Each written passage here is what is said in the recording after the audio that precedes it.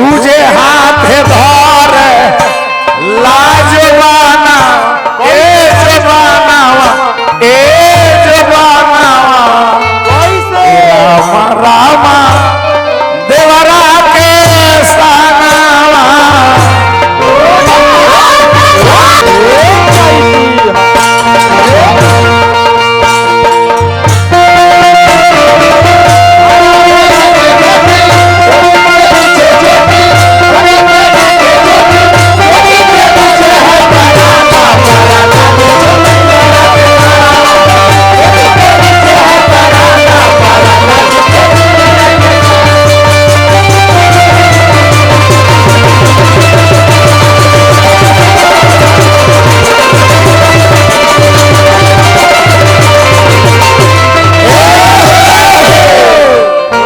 बाबा भुवनेश्वर नाथ जी के सम्मान में हमारा माननीय मुखिया सुरेश जादू जी मैदान में मुखिया जी 4-5 गो व्यक्ति बने कमेटी में ई भैले भैया हरद्वार काका भैले शिवानंद भाई भैले सब लोग ई कमेटी जिंदाबाद बना रहे भाई हमार का कृपा बा भभुअर के जनता के कृपा बा बुक्सा के पंचायत के जनता के कृपा बा इहे हम एगो ऐसने हम मुखिया हम देखले बने आज तक यहाँ के मन में कोनो अहंकार हम नहीं देखले अपने जीवन में जब से हम देखत नहीं यहाँ के निडर अकेला ही चली ले कहता हूँ यहाँ के मुखिया हैं जो यहाँ के कोनो गार्ड के जरूरत नहीं बाउंसर के तो काम है यहाँ के कोनो बाउंसर आ कोनो गोली बंदूक आ राइफल लेके ना चली जहाँ मन करे तहाँ एकदम निडर जाए हार्दिक हार्दिक स्वागत करते नहीं आई तक कार्यक्रम हमारा बुझाता जब हम 3-4 साल से हम तो आइए कोई नहीं हमार तो जवाब हो अब हमारा के 2-3 साल ब्रेक कर लिया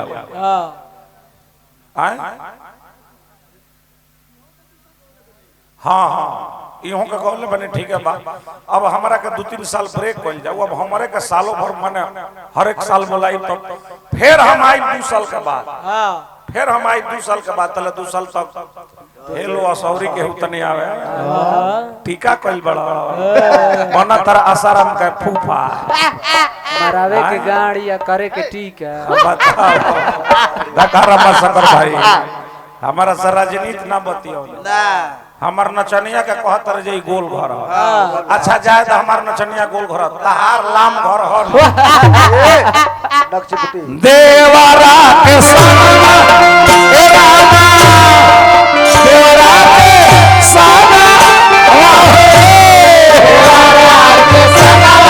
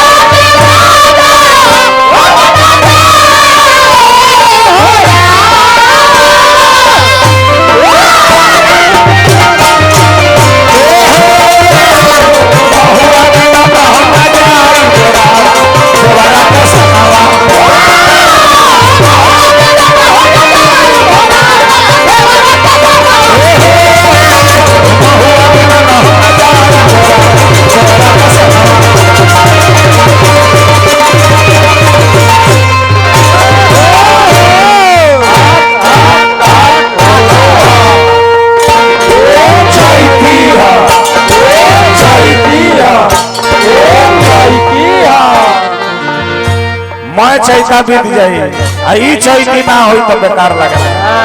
महुआ बिना हम ना जाई बरामा देवरा का संगवा एक हाथ देवरा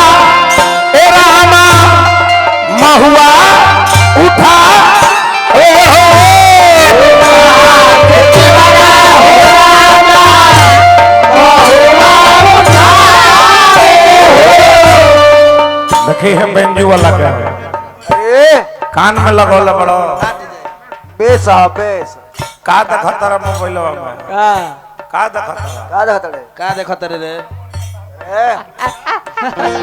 ऐसा तो हम बेलूरा बेंजू वाला ना देखल रहने अपने अब देखे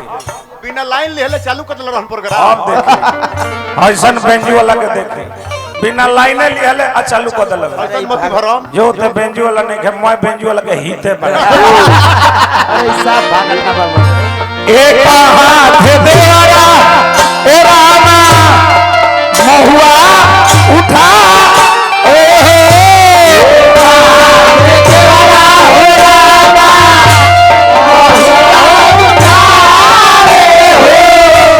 जानता प्रभंजन भाई हमने की बोलो हई तीन गो बोलो आवा तरह से आई कहा कह तरह से बेंजू वाला का बोलो बेंजू बोलो के भागा ठा कह कहेला तो मजा आवेला कहत हूं कि मजा एक हाथ देवरा ए रामा महुआ उठा